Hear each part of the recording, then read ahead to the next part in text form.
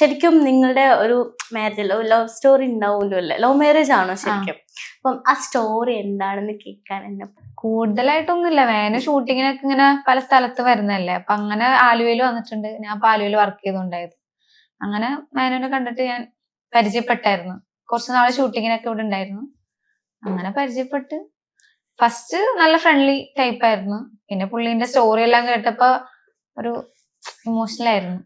ഒരു സങ്കടമൊക്കെ തോന്നിയിട്ടുണ്ട്. അങ്ങനെ പതിയെ പതിയാണ് ഇങ്ങനെ ഒരു റിലേഷനിലേക്ക് വന്നത്. വലിയ സ്റ്റോറി ഒന്നുമില്ല. വീട്ടിലെങ്ങനെയായിരുന്നു? കാരണം മെഹറിന്റെ കാര്യങ്ങളൊക്കെ വീട്ടിൽ പറഞ്ഞപ്പോഴത്തേക്ക് ഫാമിലി എങ്ങനെ? ഫസ്റ്റ് കുറച്ച് എതിരുണ്ടായി. ഇങ്ങനെ ഒരു ഇതൊക്കെ ആയി. പിന്നെ വലിയ കുഴപ്പമില്ല. എന്റെ ഇഷ്ടത്തിന് നിക്കണ ഒരു ഫാമിലി തന്നെ. ശരിക്കും കല്യാണം എങ്ങനെയായിരുന്നു? എന്താണ് മെഹൻ ഒന്നും മിണ്ടാത്തത്? അല്ല ഓളോട് പറയല്ലേ അത് കഴിഞ്ഞിട്ട് മാരേജിനെ കുറിച്ച് ഞാൻ മെഹനോട് ചോദിക്കാണ് എന്താ പറയാനുള്ളത്. അതായത് ഇപ്പം ഓളോട് ചോദിച്ചാൽ ഫാമിലി ഇപ്പം രണ്ട് ഫാമിലിയിലും എതിർപ്പായിരുന്നു. അത് ലോങ് പിന്നെ അങ്ങനെയുള്ള ഒരു എതിർപ്പ് ഫസ്റ്റ് ഉണ്ടായിട്ടുണ്ട്. പിന്നെ എന്താ പറയാ നമ്മള് എന്താ പറയാ ഒന്ന് മനസ്സിലാക്കിയിട്ടുള്ളൊരു ഇതായത് കൊണ്ട് തന്നെ പിന്നെ ഞാൻ സത്യം പറഞ്ഞ ഭയങ്കര ഡിപ്രഷൻ ഒരു സ്റ്റേജിലായിരുന്നു. മൈൻഡൊക്കെ ഭയങ്കര കട്ടായിരുന്നു.